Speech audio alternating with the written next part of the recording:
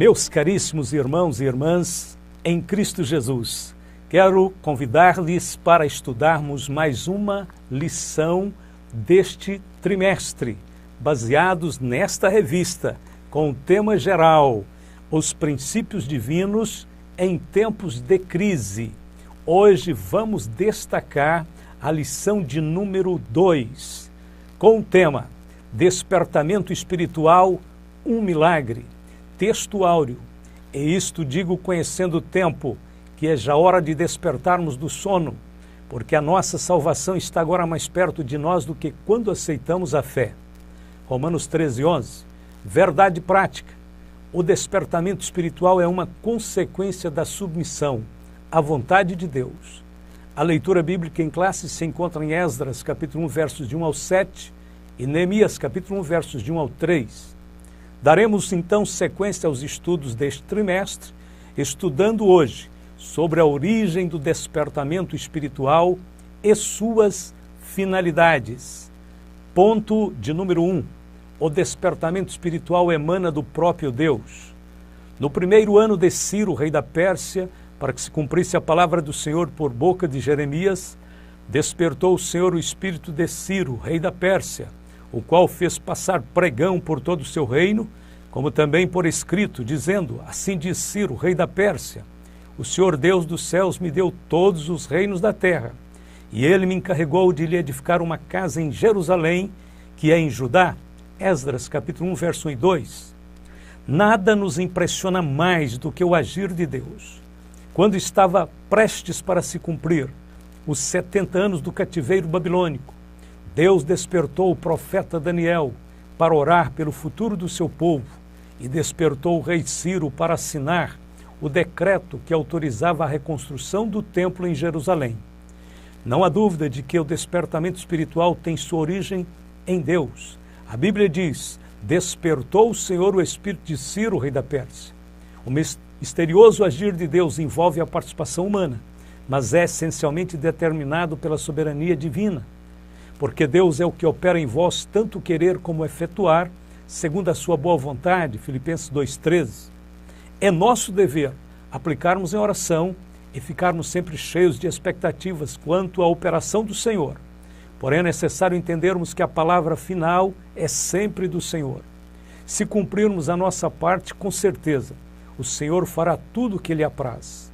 A Bíblia diz, então respondeu Jó ao Senhor e disse, bem sei eu que tudo podes, e nenhum dos teus pensamentos pode ser impedido. Jó 42, verso 1 e 2. É necessário que todos saibamos que o poder pertence a Deus, conforme declarou Davi. Uma coisa disse Deus, 2 vezes a ouvi, que o poder pertence a Deus. Salmo 62, verso 11. Ponto de número 2. As finalidades do despertamento. A restauração nacional de Israel. A relação de Ciro com os judeus começa logo após a queda de Babilônia e a ascensão da Média e Pérsia. A obra de Deus, no espírito de Ciro, fez com que ele se preocupasse com a situação dos judeus e com o templo do Senhor. Embora Ciro fosse rei de uma nação idólatra, isso não impediu que Deus incutisse a sua vontade no espírito dele, a fim de que ele viesse cumprir os desígnios divinos. Tudo já estava predito na palavra do Senhor, cerca de 180 a 200 anos antes. Isaías já havia profetizado o trabalho de Ciro, chamando-o pelo nome. Alguns acreditam que Ciro tomou conhecimento desta profecia de Isaías, através de Daniel, e por isso foi tocado por Deus para assinar o decreto. Não sabemos se foi exatamente assim. Mas o que sabemos é que logo no início do seu reinado, Ciro deu ordens aos judeus a que retornassem a Judá com a missão de reedificar o templo. Começava assim a restauração nacional do povo israelita. A restauração espiritual de Israel. Durante o cativeiro babilônico, Deus revelou ao profeta Ezequiel, através da visão do vale de ossos secos, as etapas da restauração de Israel.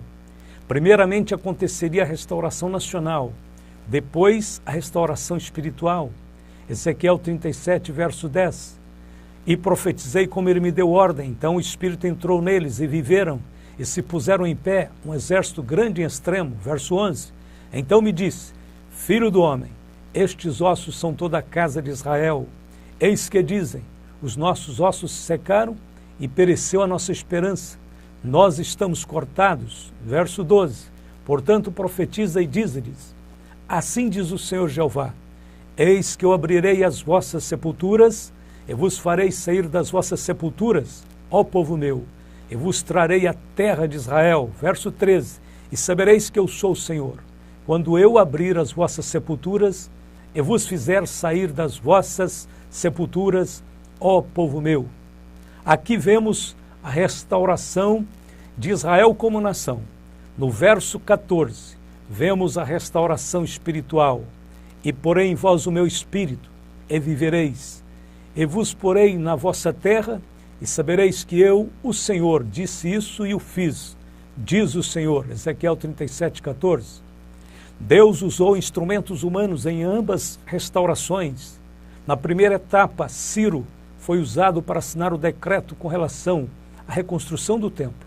Na segunda etapa, Deus usou Zorobabel, Jesua, Esdras, Neemias e os profetas Ageu, Zacarias e Malaquias para conduzir Israel a uma nova experiência com Deus. Este modelo de restauração está acontecendo novamente. Israel passou 19 séculos fora de sua terra, foi massacrado pelo nazismo, sofreu muito em terras estranhas devido à rejeição do Salvador. Porém, depois da Segunda Grande Guerra, foi novamente restaurado à condição de nação.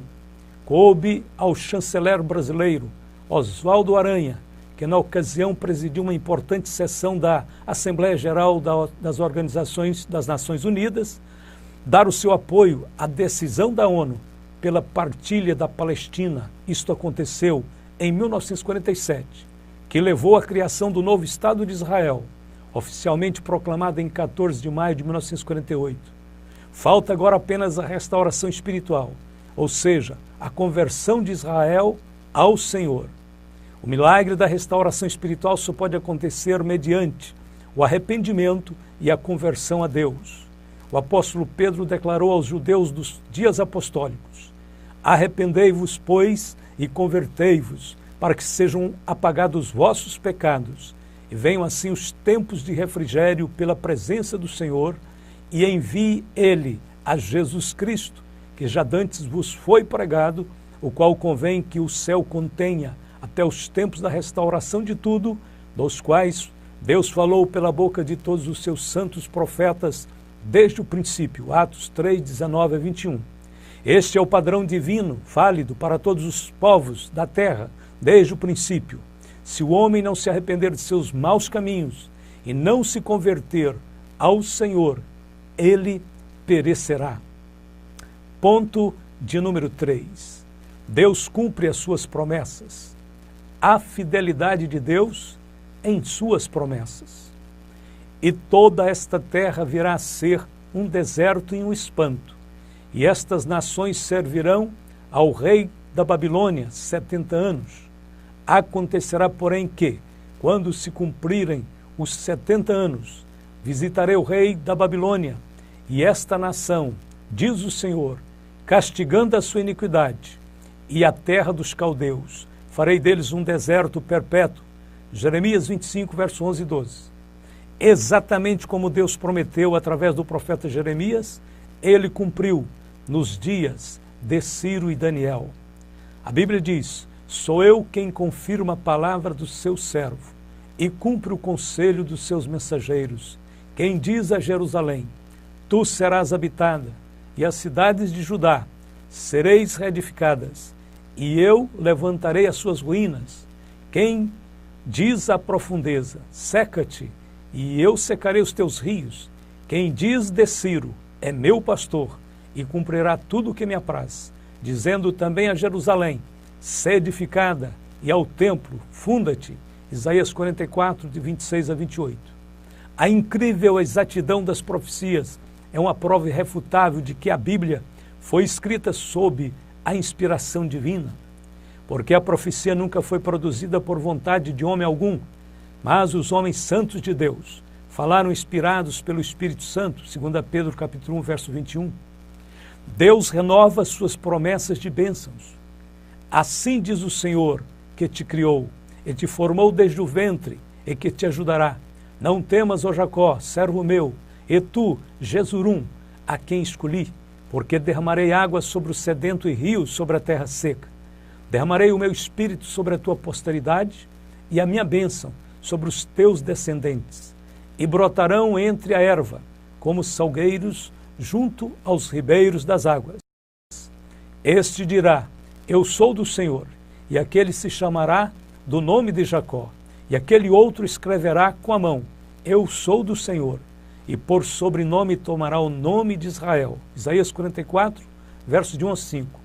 De tempos em tempos Deus renova suas promessas de avivamento para o seu povo. Foi assim nos dias de Samuel, Davi, Josias, Ezequiel, Neemias, nos dias apostólicos. A história da igreja tem sido marcada por grandes avivamentos. Na sequência dos avivamentos contemporâneos, talvez o maior deles seja o da Rua Azusa, que aconteceu no ano 1906, nos Estados Unidos. Este avivamento foi marcado pelos dons espirituais e pelo batismo com o Espírito Santo, com a evidência inicial de falar em outras línguas. Deste avivamento resultou uma movimentação missionária em todo o mundo. As Assembleias de Deus foi um dos mais preciosos frutos desse avivamento. Cada geração tem o privilégio e o dever de reivindicar as promessas de Deus quanto ao despertamento espiritual. O Senhor já prometeu para a nossa geração derramar do seu Espírito.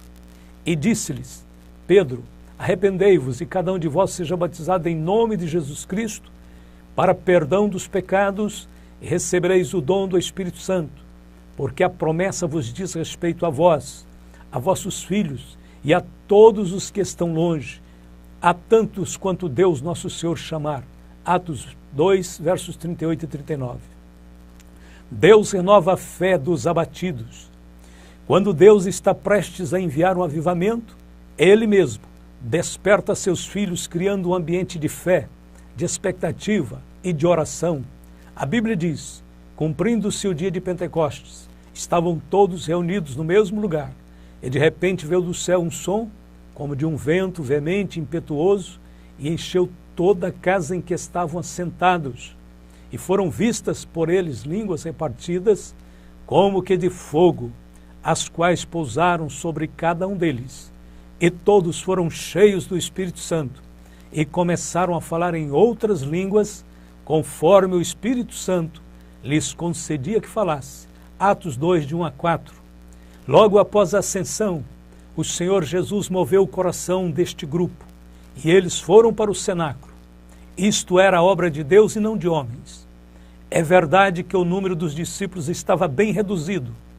Dos milhares que seguiam a Cristo, apenas os quase 120 permaneceram em oração. Mas sempre é assim. A maioria não consegue crer, não consegue perseverar. Deus, porém, sempre reserva um remanescente para dar início aos grandes avivamentos. Ponto de número 4. O despertamento torna os homens obedientes à palavra. O culto que foi restabelecido em Jerusalém foi exatamente aquele que a lei de Deus determinava. Conforme lemos, e chegado o 7º mês, e estando os filhos de Israel nas suas cidades, todo o povo se ajuntou como um só homem, na praça, diante da porta das águas, e disseram a Esdras, o escriba, que trouxesse o livro da lei de Moisés, que o Senhor tinha ordenado a Israel. E Esdras, o sacerdote, trouxe a lei perante a congregação, assim de homens como de mulheres, e de todos os sábios para ouvirem, no primeiro dia do 7º mês, Neemias 8, versos 1 e 2. O propósito do despertamento era o de levar o povo de volta à palavra de Deus. Não foram introduzidas novas formas, nem qualquer mistura de doutrinas babilônicas. Tudo estava retornando ao seu estado original, onde a lei de Deus ocupava o lugar central na vida do povo.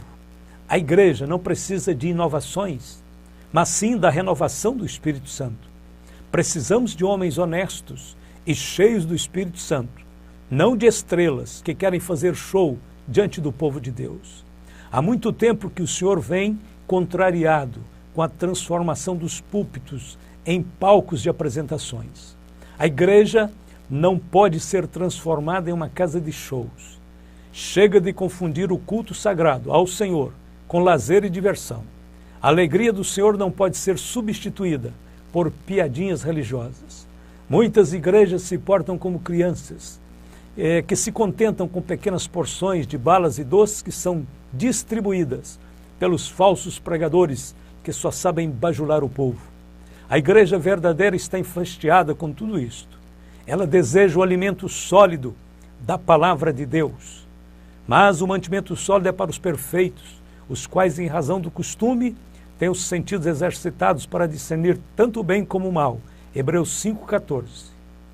O despertamento dado pelo Espírito Santo faz com que os crentes desejem intensamente ser fiéis à palavra de Deus.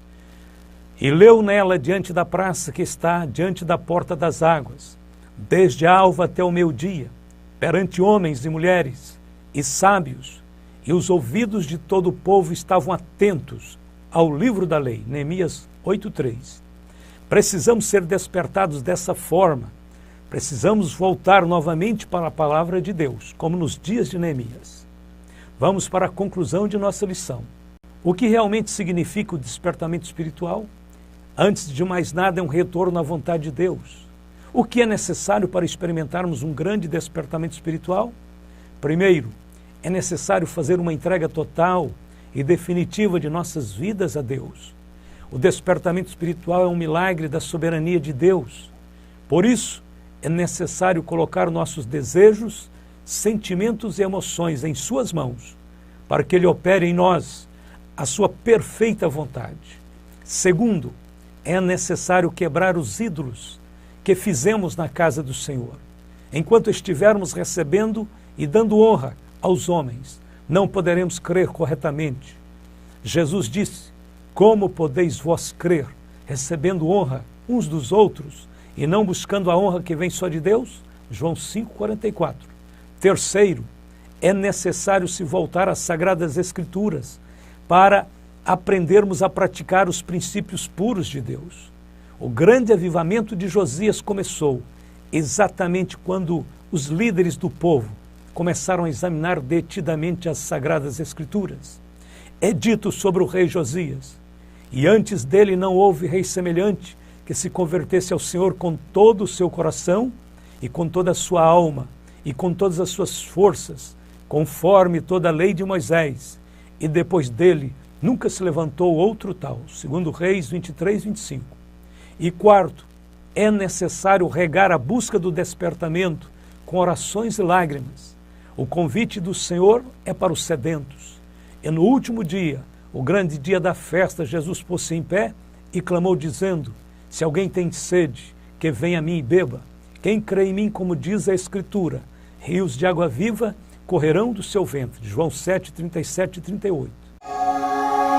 Que o Senhor nos abençoe, que o Senhor nos conduza pelo caminho do despertamento espiritual para esses últimos dias, preparando-nos para a vinda de Cristo, para o arrebatamento da igreja. Queremos orar com vocês, queremos pedir a bênção sobre cada um de vocês que tem ouvido a palavra de Deus. Onde estiver, se for possível, pare um pouco, curve a sua cabeça, feche os seus olhos. Vamos falar com Deus. Eterno Deus e Pai, querido Pai, em nome do Senhor Jesus, invocamos a Tua presença e a Tua bênção sobre a vida de todos os meus irmãos, para que o manifestar da Tua glória e do Teu poder alcance cada vida, cada lar, cada igreja, com um despertamento espiritual ainda não visto para estes últimos dias. Querido Pai, em nome de Jesus, perdoa nossas faltas, conduze-nos, Senhor, a uma condição favorável para sermos participantes, Senhor Deus, deste grande mover do Espírito Santo que o Senhor tem anunciado para os últimos dias. Dá-nos, Senhor, corações quebrantados, dá-nos, Senhor, sede, dá-nos, Senhor, desejo e busca para compartilharmos, Senhor, desta maravilhosa obra que o Senhor tem preparado para o seu povo. Leva-nos para os rios de águas vivas. Conduze-nos, Senhor, ao altar da oração e do quebrantamento. Cobre-nos com a tua destra. Ajuda-nos, ó Pai. Nós precisamos, Senhor, deste avivamento. Nós precisamos desta bênção para estarmos de pé diante do Senhor até que o Senhor volte. Esta é a nossa oração, nosso clamor e súplica, em nome de Jesus Cristo. E todos disseram amém e amém.